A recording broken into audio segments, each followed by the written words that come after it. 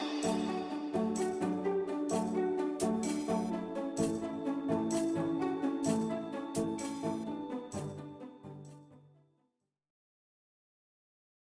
हिंद दोस्तों, मैं नवनीत सिंह आप सभी का स्वागत करता हूं आपके अपने चैनल जेरस पे। दोस्तों, एनसीईआरटी की सीरीज चल रही है और इसमें भी क्लास 9th की ज्योग्राफी की एनसीईआरटी चल रही है और आज हम इसका तीसरा चैप्टर देखेंगे जिसका नाम है अपवाह।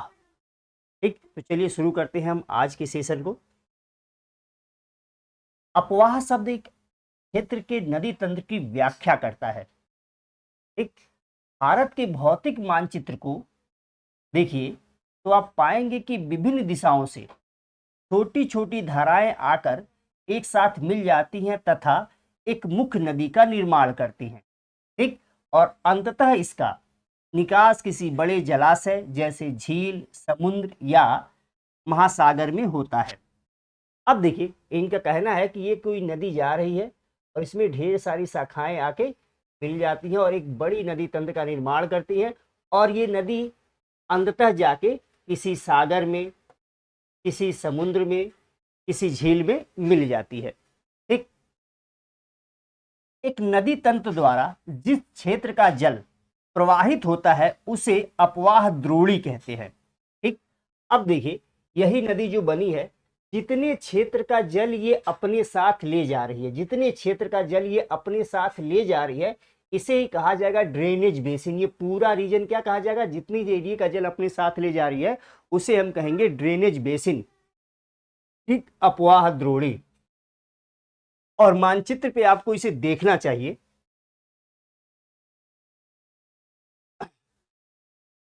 चलिए, मानचित्र का अवलोकन करने पर यह पता चलता है कि कोई भी ऊंचा क्षेत्र जैसे पर्वत, उच्च भूमि दो पड़ोसी अपवाह द्रोणियों को एक दूसरे से अलग करती हैं। इस प्रकार की उच्च भूमि को जल विभाजक कहा जाता है। यानी जल विभाजक क्या होता है, ध्यान रखिएगा। मान लीजिए एक ये नदी जा रही है अपनी ढेर सारी शाखाओं के साथ, ठीक, और एक इधर से कोई एक नदी जा रही है अपनी ढेर सारी शाखाओं के साथ। ठीक, दोनों अलग नदियां हैं, लेकिन इसके बीच में कोई उच्च भूमि है जिसकी वजह से इधर का जल इधर की ओर रहा है और इधर का जल इस नदी को मिल रहा है। तो ये जो हो गया, ये उच्च भूमि जो है, ऊंचा क्षेत्र जो है, इसे ही आप कहते हो जल विभाजक। ठीक, जैसे आप इस चित्र में देख रहे हो, ये एक नदी द्रोणी है, ये पूरा एक नदी द्रोणी है, इधर दूसरी नदी द्रोणी है और इसके बीच में ये जल विभाजक है। बात क्लियर? चलिए आगे देखते हैं। विश्व के सबसे बड़ी अपवाह द्रोणी अमेजन रिवर बेसिन, अमेजन नदी है और ये साउथ अमेरिका कॉन्टिनेंट में है। मुख्यतः ये ब्राजील में बहती है और ये कई देशों से होकर जाती है, लेकिन मुख्यतः ब्राजील में बहती है और ये विश्व की सबसे बड़ी अपवाह द्रोणी है। ठीक, ड्रेनेज बेसिन है। भारत में किस नदी का अपवाह द्रोणी सबसे बड़ी है? अब आपसे पूछा जाए भारत में किस नदी का अपवाह द्रोणी सबसे बड़ी है, तो अगर आप देखोगे भारत में, केवल भारत में बहने वाली नदियों की बात करूं, मुख्यतः भारत में बहने वाली, तो आपको मिल जाएगा गंगा नदी अपवाह बेसिन। ठीक, चलिए आगे देखते हैं। अगली हेडिंग है अपवाह तंत्र। ठीक, भारत के अपवाह तंत्र का नियंत्रण मुख्यतः भौगोलिक आकृतियों द्वारा होता है। भारत ही क्यों, विश्व में लगभग सभी नदियों का जो अपवाह तंत्र बनता है वो भौगोलिक स्थिति से ही प्रभावित होता है। इस आधार पर भारतीय नदियों को दो मुख्य वर्गों में बांटा गया है। ठीक, एक तो हिमालय की नदियां जो हिमालय पर्वत से निकलती हैं और दूसरा प्रायद्वीपीय नदियां जो प्रायद्वीपीय पठार से निकलती हैं। तो ये दो मुख्य विभाजन है एक अपवाह तंत्र का भारत में। भारत के दो मुख्य भौगोलिक क्षेत्रों से उत्पन्न होने के कारण हिमालय तथा प्रायद्वीपीय नदियां एक दूसरे से भिन्न हैं। दोनों अलग अलग जगहों से निकलती हैं, तो हर जगह की अलग अलग अपनी विशेषताएं होती हैं और उन विशेषताओं के कारण इन दोनों का जो अपवाह क्षेत्र है उनकी विशेषताएं भिन्न भिन्न है। हिमालय की अधिकतर नदियां 12 मासी हैं। ठीक, हिमालय की नदियां बारहमासी है। क्यों बारहमासी है? क्योंकि एक तो इनको वर्षा से जल प्राप्त होता है, दूसरा हिमालय पर्वत पे बर्फ जमा होता है, उसके पिघलने से भी इनको जल प्राप्त होता है। इसलिए हमेशा ये इन नदियों में जल भरा रहता है, जल होता है, इसलिए इन्हें कहा जाता है बारहमासी। 12 महीने इनमें जल होता है। तो हिमालय की नदियां क्या है? बारहमासी है। इनमें वर्ष भर पानी रहता है, क्योंकि इन्हें वर्षा के अतिरिक्त ऊंचे पर्वतों से पिघलने वाली हिम द्वारा भी जल प्राप्त होता है। ठीक जैसा मैंने आपको भी बताया, हिमालय की दो मुख्य नदियां सिंधु और ब्रह्मपुत्र इस पर्वतीय श्रृंखला के उत्तरी भाग से निकलती हैं। अगर आपको याद होगा, सिंधु और ब्रह्मपुत्र नदियां तिब्बत में मानसरोवर झील के पास से ही निकलती हैं। इन नदियों ने पर्वतों को काटकर गार्ज का निर्माण किया है। गार्ज क्या होता है? जब नदी बहती है तो शीर्ष अपर्दन द्वारा एक पतला सकरा रास्ता बनाती है। ठीक ऐसे पतला सकरा रास्ता बनाती है। ऊपर से अगर आप देखोगे तो धागे के समान नदी दिखेगी, तो उसे कहते हैं गार्ज। और जब यही पतला सकरा रास्ता खूब चौड़ा हो जाता है तो उसे आप कहते हो कैनियन। लेकिन ये क्या होता है?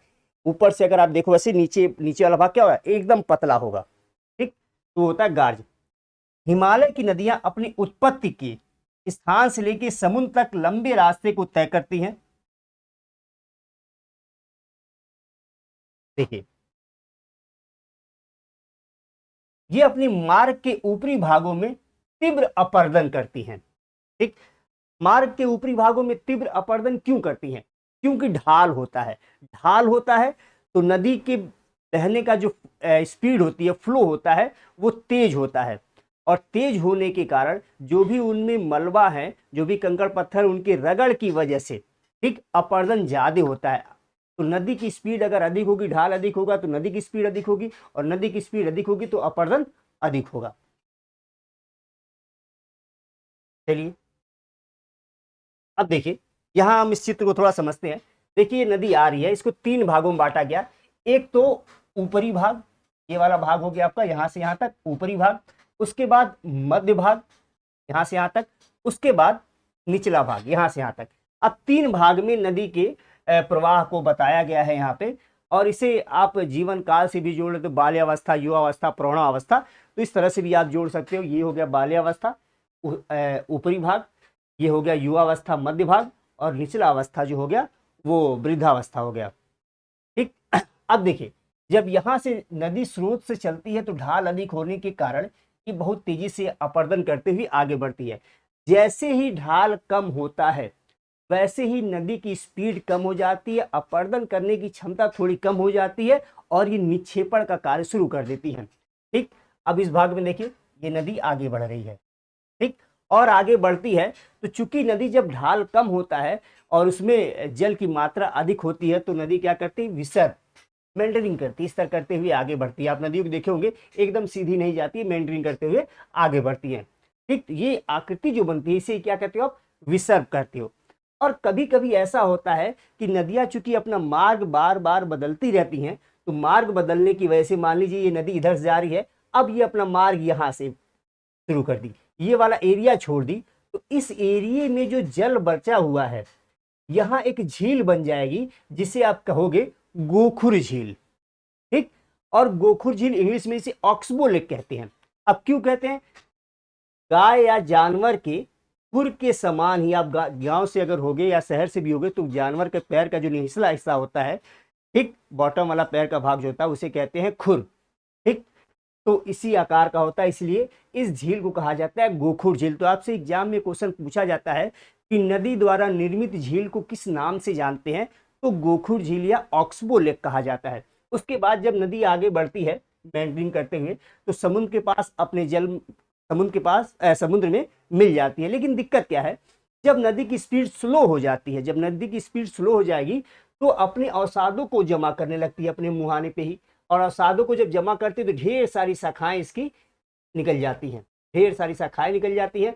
ये जो ढेर सारी शाखाएं होती है उन्हें कहते हैं वितरिका। ठीक, और यही क्या करती है? वो समुद्र मिलने से पहले या मिलने के साथ ही डेल्टा बनाती अपनी अवसादों के निक्षेपण से। बात क्लियर? चलिए आगे बढ़ते हैं। देखिए, आगे कंटिन्यू करते हैं उसी को। अपने साथ भारी मात्रा में सिल्ट एवं बालू का संवहन करती है। मध्य और निचले भाग में ये नदियां विसर्ग, गोखुर झील तथा अपने बाढ़ वाले मैदानों में बहुत सी अन्य निक्षेप आकृतियों का निर्माण करती है। तो जब नदी शुरुआत से अंत तक देखा जाए तो ये कहानी बनती है। ये पूर्ण विकसित डेल्टाओं का भी निर्माण करती है, जैसे अभी बताया कि ये डेल्टा का निर्माण कर दी नदी अपने समुद्र में मिलने के साथ ही साथ। अधिकतर प्रायद्वीपीय नदियां मौसमी होती हैं, यानी वर्षा के जल से ही ये इनके पास जल, वर्षा के जल द्वारा इन्हें जल मिलता है। ठीक, क्योंकि इनका प्रवाह वर्षा पर निर्भर करता है, तो शुष्क मौसम में बड़ी नदियों का जल भी घटकर छोटी धाराओं के रूप में बहने लगता है। ठीक भाई, वर्षा से ही जल मिलेगा, तो जब बारिश नहीं होगी तो इनके पास जल कहाँ से आएगा? अंडरग्राउंड वाटर थोड़ा मिलता है, तो ये जो बड़ी नदियां होती है तो थोड़े से अंडरग्राउंड वाटर से एकदम पतली धाराओं के रूप में ये बहती हैं। हिमालय की नदियों की तुलना में प्रायद्वीपीय नदियों की लंबाई कम है तथा नदियां छिछली हैं। ठीक, आगे देखते हैं। फिर भी इनमें से कुछ केंद्रीय उच्च भूमि से निकलती हैं। अभी आपको मैं बताऊंगा केंद्रीय उच्च, जैसे नर्मदा, ताप्ती नदियां जो हैं एक ऊंचे, नर्मदा, ताप्ती, सोनी एक ऊंचे भाग से, केंद्रीय उच्च भूमि से निकलती हैं तथा पश्चिम की तरह बहती है। नर्मदा, ताप्ती दोनों क्या है? पश्चिम की तरह बहती है। प्रायद्वीपीय भारत की अधिकतर नदियां पश्चिमी घाट से निकलती हैं तथा बंगाल की खाड़ी में मिल जाती हैं। ठीक, अब देखिए, अगर हम बात करें प्रायद्वीपीय भारत की कुछ नदियों की, ये है पश्चिमी घाट, तो पश्चिमी घाट से निकलती हैं। इधर से महानदी, गोदावरी, कृष्णा, कावेरी सब पश्चिमी घाट से निकलती हैं और सारी बंगाल की खाड़ी में क्या हो रही हैं? मिल जा रही हैं। ठीक, तो आप एकदम सीक्वेंस भी नदियों का याद रखिएगा, उत्तर से दक्षिण सीक्वेंस क्या है? महानदी, गोदावरी, कृष्णा, कावेरी, साथ में इनकी सहायक नदियों को भी हमको ध्यान देना होगा। ठीक है, तो आपको समझ में आ गया कि प्रायद्वीपीय नदियों और हिमालय नदियों में अंतर क्या है। तो पहला, प्रायद्वीपीय हिमालय नदी की खासियत क्या है कि ये 12 मासी हैं, 12 महीने इसमें जल होता है। कारण क्या है? क्योंकि ये वर्षा से जल तो प्राप्त करती ही करती हैं, लेकिन हिमालय पर्वत के ऊपर जो बर्फ जमा हुआ है उसके पिघलने से भी इन्हें जल प्राप्त होता है। दूसरा, ये नदियां बड़ी हैं और गहरी भी हैं। लेकिन वही प्रायद्वीपीय नदियों की बात करें तो ये वर्षा पर आधारित नदियां हैं। जब बारिश का सीजन खत्म हो जाता है, शुष्क मौसम आ जाता है, तो इसमें बड़ी नदियों में भी जल की मात्रा बहुत कम हो जाती है। साथ ही नदियां छिछली हैं। ठीक, छिछली होने का कारण क्या है कि यहाँ पे कठोर चट्टानें हैं और उनका अपरदन कम हो पाता है। चलिए अब पढ़ते हैं हम हिमालय की नदियों के बारे में। सिंधु, गंगा, ब्रह्मपुत्र हिमालय से निकलने वाली नदियां हैं। ये नदियां लंबी है तथा अनेक महत्वपूर्ण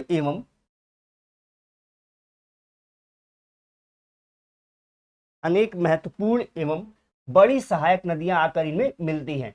किसी नदी तथा उसकी सहायक नदियों को नदी तंत्र कहा जाता है। तो मान लीजिए कोई ये नदी जा रही है और ये जो सहायक नदियां इनकी हैं, ठीक, इनको मिला के एक साथ, इन सभी मुख्य नदी और सहायक नदियों को एक साथ मिला के हम क्या कहते हैं? नदी तंत्र। ठीक, अब पढ़ते हम सिंधु नदी के बारे में। तो हिमालय की नदियां चल रही हैं। सबसे पहले हम पढ़ते हैं सिंधु नदी। सिंधु नदी का उद्गम मानसरोवर झील के निकट, ठीक, तिब्बत में है। तो सिंधु नदी कहां से निकलती है? मानसरोवर झील के पास से, तिब्बत से निकलती है। पश्चिम की ओर बहती हुई यह नदी भारत में लद्दाख में प्रवेश करती है। तो पहले जब लद्दाख और जम्मू कश्मीर एक केंद्र शासित प्रदेश नहीं बनाए गए थे, तब तो जम्मू कश्मीर के लद्दाख कहा जाता था, लेकिन अब लद्दाख एक केंद्र शासित प्रदेश है, इसलिए लद्दाख में प्रवेश करती है। इस भाग में यह नदी बहुत ही सुंदर दर्शनीय गार्ज का निर्माण करती है। इस क्षेत्र में बहुत सी सहायक नदियां जैसे जास्कर, नुब्रा, श्योक, हुंजा नदियां इस नदी में आकर मिलती हैं। यानी सिंधु नदी की जो सहायक नदियां हैं, आपको ध्यान रखना होगा, जो तिब्बत के आसपास के क्षेत्रों से आकर सिंधु नदी में मिलती है, उनका नाम है जास्कर, नुब्रा, श्योक, हुंजा। एग्जाम में पूछा जाता है और यूपीएससी में भी पूछा गया है कि श्योक किसकी सहायक नदी है। ठीक, तो ध्यान रखिएगा इसके बारे में। सिंधु नदी बलूचिस्तान तथा गिलगित से बहते हुए अटक में पर्वतीय क्षेत्र से बाहर निकलती है। यानी अटक वो जगह है जहां से सिंधु नदी पर्वतों को छोड़कर मैदानों में प्रवेश करती है।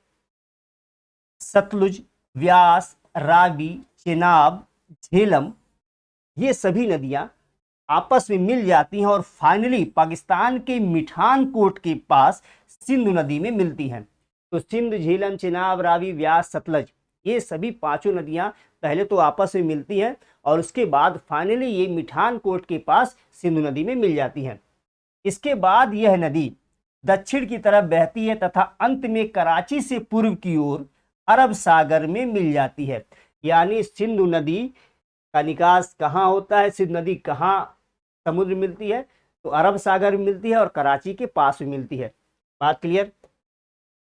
चलिए, सिंधु नदी के मैदान का ढाल बहुत धीमा है। सिंधु नदी द्रोणी का 1/3 से कुछ अधिक भाग भारत के जम्मू कश्मीर, लद्दाख, हिमाचल, पंजाब में तथा शेष भाग पाकिस्तान में स्थित है। अब ध्यान रखिएगा, ये जब बात हो रही है कि सिंधु नदी कहां कहां से बहती, तो ये सिंधु नदी की बात स्पेशली नहीं हो रही, केवल ये उसकी सहायक नदियों की बात हो रही है। क्योंकि सिंधु नदी जो मेन इंडस रिवर है, सिंधु नदी है, वो पंजाब से तो जाती नहीं है, वो हिमाचल से जाती नहीं है, उसकी सहायक नदियां जाती हैं। ठीक, यानी ये सिंधु द्रोणी की बात कर रहा है कि सिंधु द्रोणी कहाँ किन किन राज्यों से होकर सिंधु की सहायक नदियां आती हैं, यानी सिंधु द्रोणी किन किन राज्यों में है। तो सिंधु द्रोणी जम्मू कश्मीर में है, लद्दाख में है, हिमाचल में है, पंजाब में है। ठीक, उसके बाद पाकिस्तान में है। 2900 किलोमीटर लंबी सिंधु नदी विश्व की लंबी नदियों में से एक नदी है। ठीक, यानी सिंधु नदी की लंबाई कितनी है? 2900 किलोमीटर है। आगे देखते हैं, सिंधु नदी जल समझौता संधि के अनुच्छेद के अनुसार। ठीक, अब ध्यान रखिए, सिंधु नदी जल समझौता कब हुआ था? तो 1960 में हुआ था। ठीक, इंडस रिवर ट्रीटी जो हुई थी 1960 में हुई थी, 1960 में हुई थी।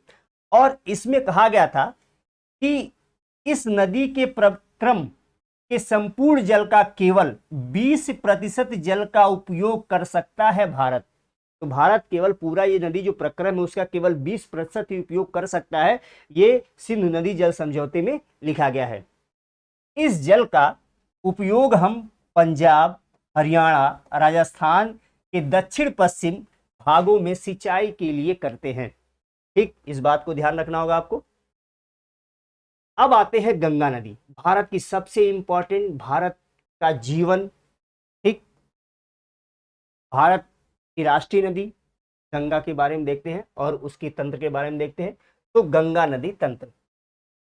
ठीक, गंगा नदी की मुख्य धारा भागीरथी। ध्यान रखिएगा, एग्जाम में कभी पूछ दिया जाए कि गंगा नदी की मुख्य धारा क्या है, तो गंगा नदी की मुख्य धारा है भागीरथी। तो गंगा नदी की मुख्य धारा भागीरथी गंगोत्री ग्लेशियर, गंगोत्री हिमानी से निकलती है तथा अलकनंदा उत्तराखंड के देवप्रयाग में इससे मिलती है। वैसे ढेर सारी नदियां मिलती हैं और संगम बनाती हैं, जिसे पंचप्रयाग कहा जाता है। इसके लिए मैं, क्योंकि इसमें एनसीईआरटी में नहीं दिया हुआ तो यहाँ डिस्कस नहीं करूंगा, एक अलग वीडियो बना दूंगा पंचप्रयाग के बारे में। ठीक, तो अलकनंदा उत्तराखंड के देवप्रयाग में भागीरथी से मिल जाती है।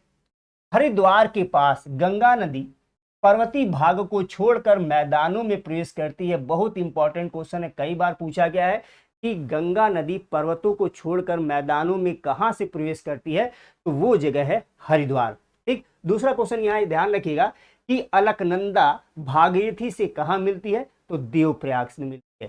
ठीक, चलिए, हिमालय से निकलने वाली बहुत सी नदियां आकर गंगा में मिलती हैं। इनमें से कुछ प्रमुख नदियां हैं, यानी गंगा नदी की सहायक नदियों की बात की जा रही है अब।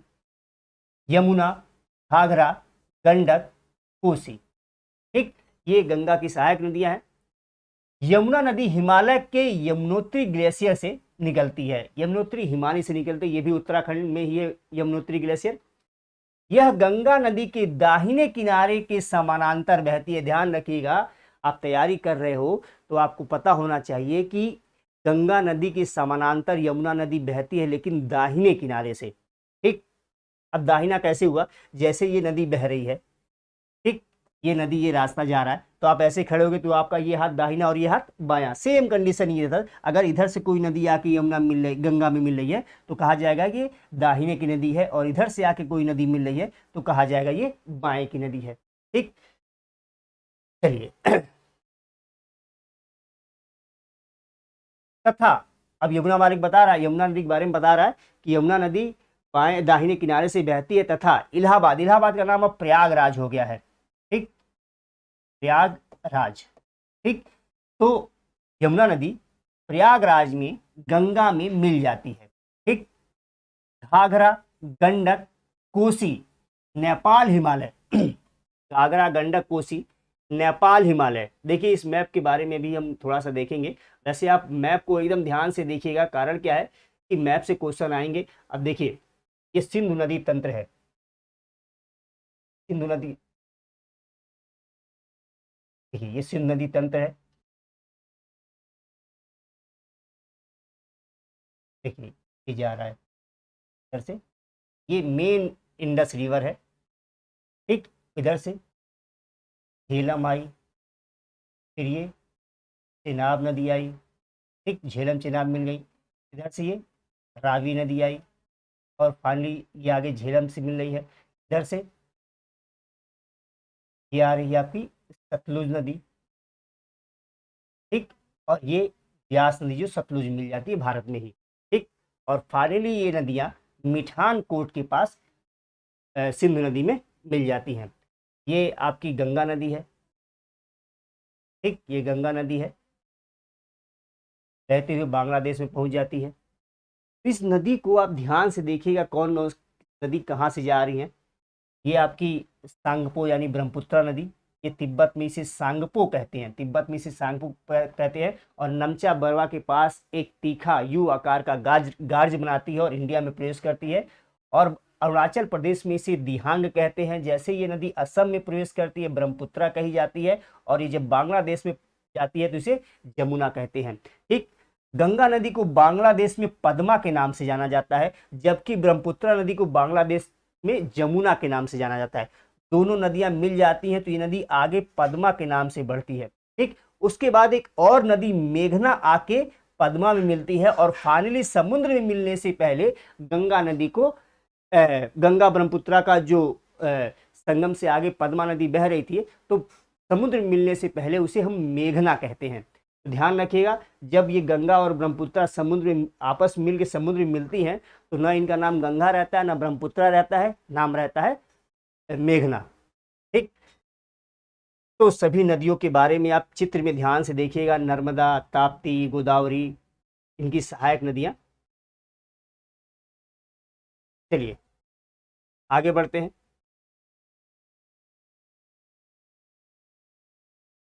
ये कहाँ से,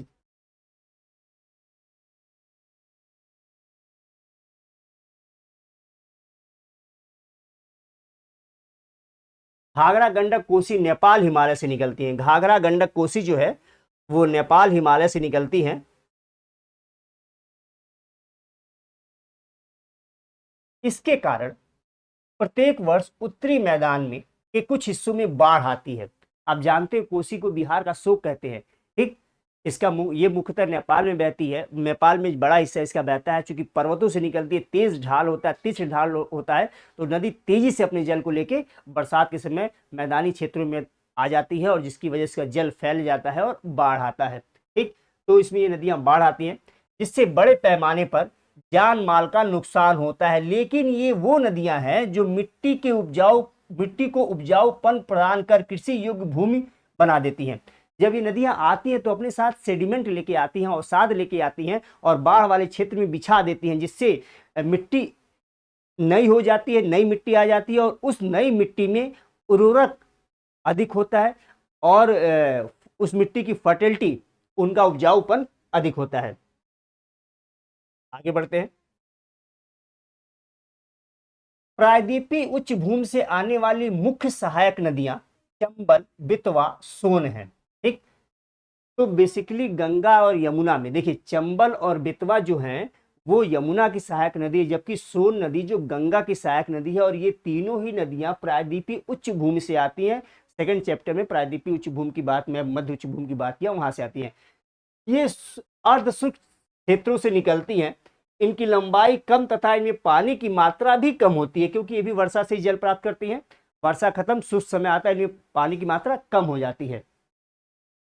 अब ज्ञात कीजिए ये कहाँ कैसे गंगा मिलती है। चंबल और बेतवा तो यमुना में मिल जाती है। सोन नदी बिहार में पटना के पास गंगा में मिलती है।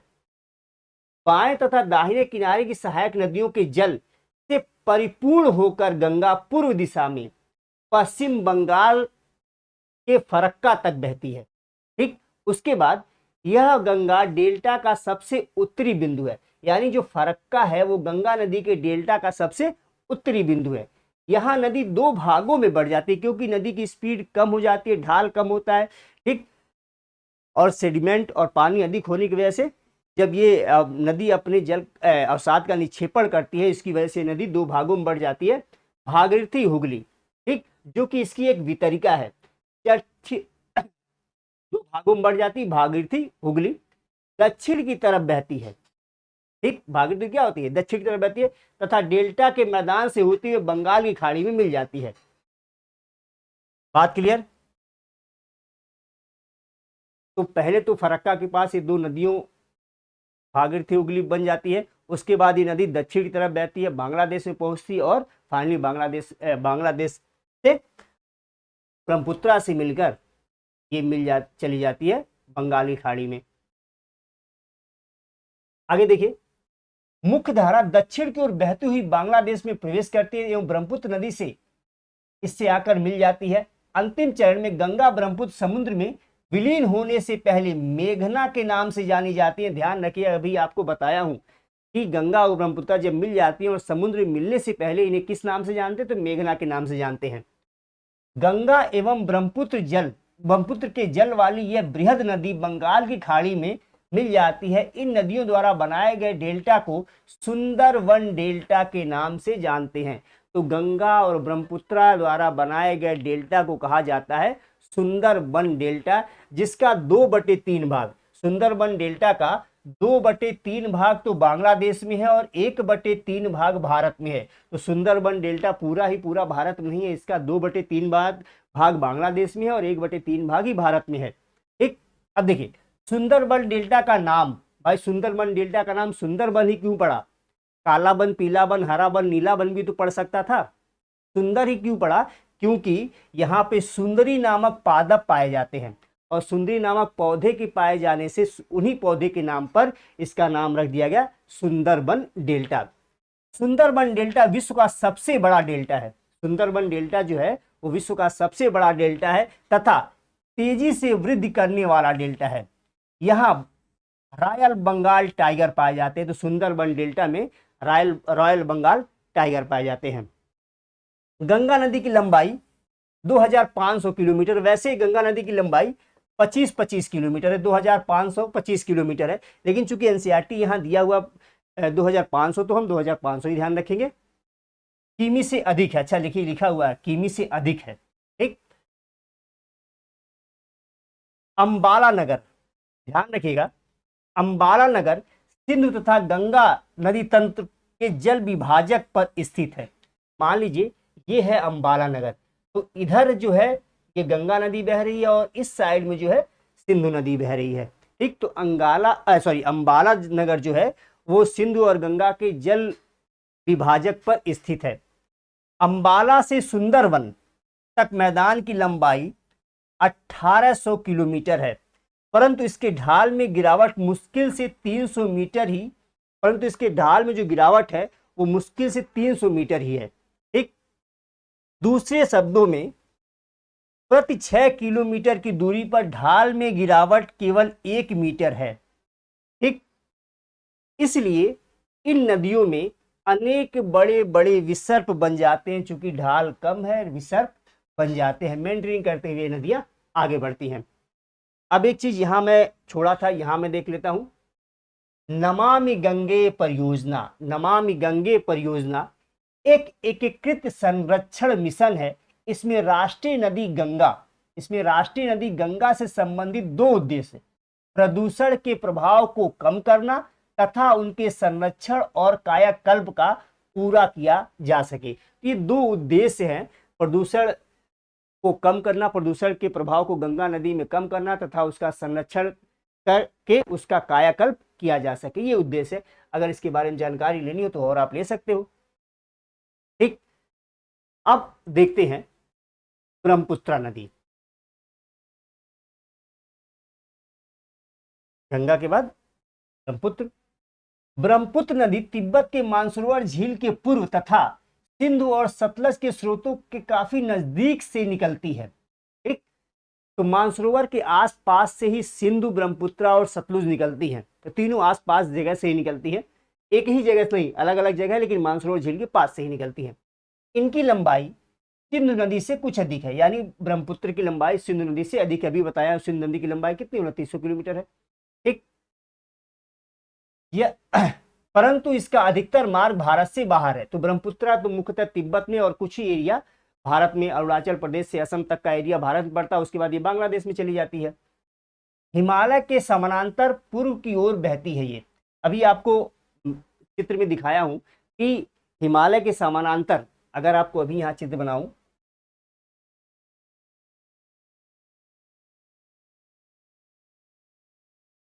देखिए नेपाल, अब ये नदी ब्रह्मपुत्र आ रही है। ठीक, और यही पूरा हिमालय है।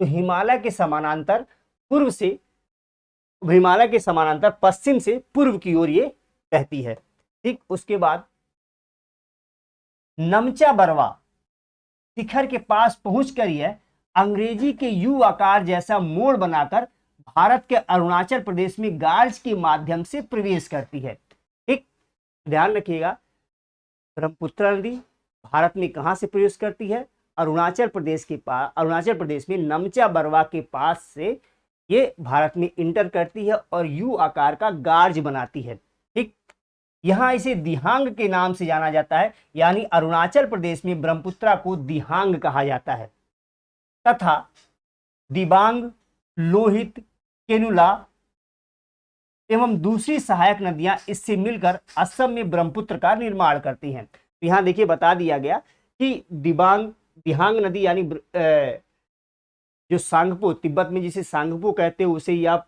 अरुणाचल प्रदेश में दिहांग कहते हो और असम में ब्रह्मपुत्र कहते हो। तो अरुणाचल में चूंकि आप उसे दिहांग कहते हो ब्रह्मपुत्र नदी को, वो उसमें दिबांग, लोहित, केनुला आदि सहायक नदियां मिल जाती हैं और जब ये असम में पहुंचती है तो इसी नदी को कहा जाता है ब्रह्मपुत्र।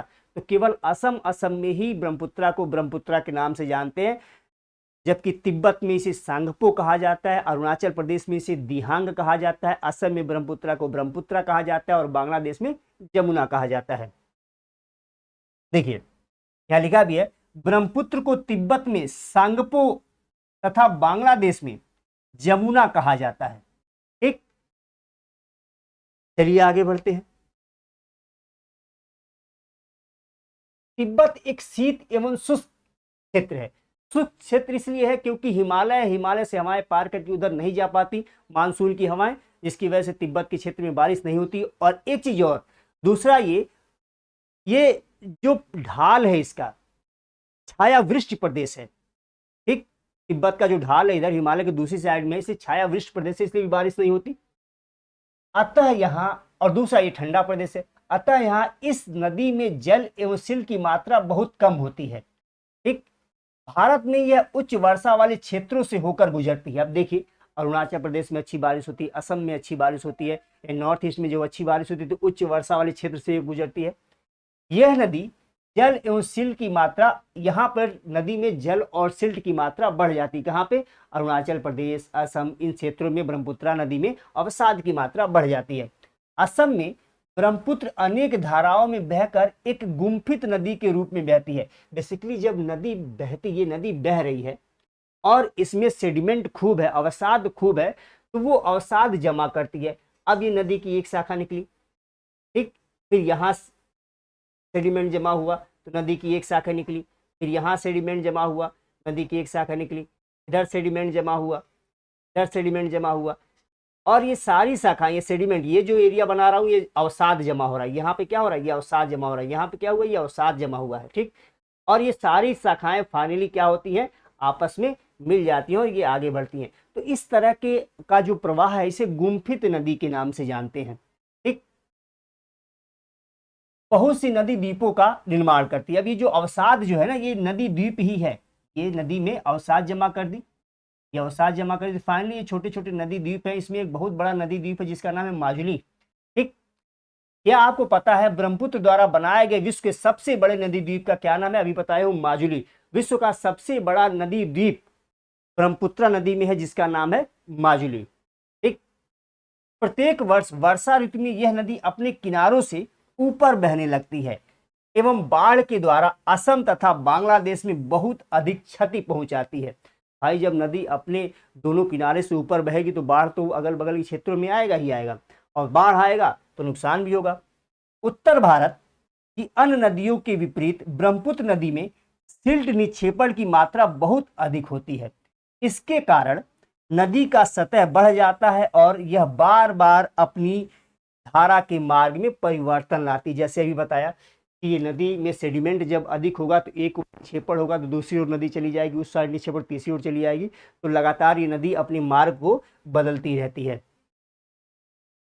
ठीक, तो ध्यान रखिएगा, उत्तर भारत में जितनी भी नदियां बहती हैं उसमें सबसे अधिक जो अवसाद लेकर ढोती है, अवसाद सेडिमेंट को जो नदी कैरी करती है वो है ब्रह्मपुत्र। अब हम देखेंगे प्रायद्वीपीय नदियां, प्रायद्वीपीय भारत की नदियां।